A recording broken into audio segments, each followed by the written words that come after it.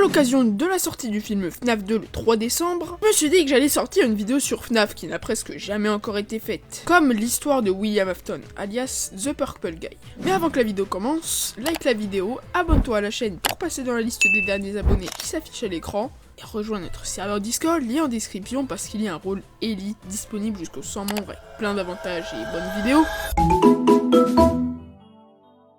William Afton est avant tout un ingénieur brillant et un génie dans la robotique et les mécanismes de sécurité. Avec son ami Henry Emily, il fonde Fazbear Entertainment.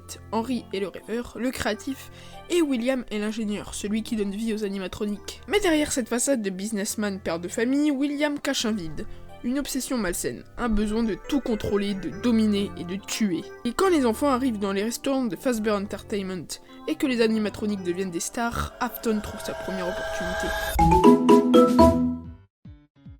Un jour, William Afton met au point un costume d'animatronique spécial, le costume de Spring Bonnie. Avec lui, il attire un premier enfant dans une pièce isolée et effectue son premier meurtre. Les fans se disputent pour savoir qui est le premier enfant tué entre Cassidy et Gabriel.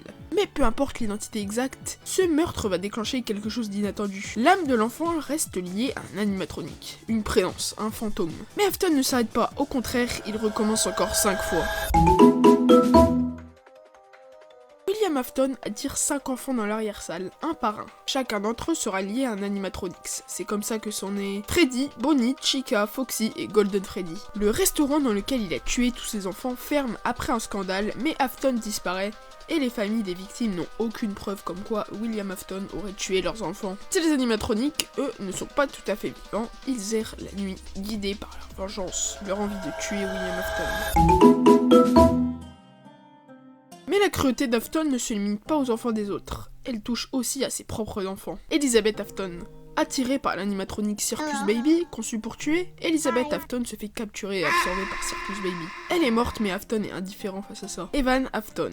Terrorisé par les animatroniques, Evan subit les expériences psychologiques de son père, jusqu'au jour de la morsure de 83. Son frère Michael, sous l'euphorie et manipulé par son père, le met dans la gueule de Fredbear, et le mécanisme se referme. Michael Afton. Il devient l'instrument involontaire au plan de rédemption de son père, mais on y reviendra tout à l'heure. William perd ses enfants, mais pas sa passion morbide. Après les premiers incidents, Afton ne s'arrête toujours pas. Il veut comprendre pourquoi les âmes des enfants tués restent-elles dans les animatroniques, comment les contrôler et comment créer la vie éternelle. Il développe alors les Funtime Animatronics, pas conçus pour divertir les enfants mais pour les capturer. Ces animatronics sont piégés de pièges internes, mécanismes de dissimulation, capteurs avancés, structures injectées de Redmond, un mélange lié aux âmes. Afton n'est plus un simple meurtrier, c'est un scientifique fou obsédé par l'immortalité. Mais les fantômes qu'il a créés ne l'oublient pas. Dans FNAF 3, on découvre la scène la plus iconique. William Afton, paniqué, poursuivi par les fantômes des enfants qu'il a tués, court, se réfugie dans une salle et aperçoit le vieux costume de Spring Bonnie qu'il utilisait pour les attirer. Il l'enfile pour se protéger, mais les mécanismes à ressort sont instables, la pièce est humide et le métal cède.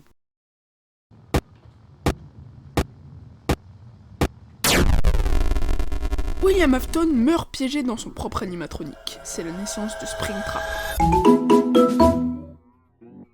Mais Afton ne meurt pas vraiment. Son corps pourrit à l'intérieur du costume. Son âme reste coincée, emprisonnée par le Redmond qu'il avait mis dans tous ses costumes. Pendant des années, il reste dans les ruines, inconscient mais vivant. Mais un jour, il se réveille, animé par la seule chose qu'il n'a jamais quittée, sa volonté de continuer.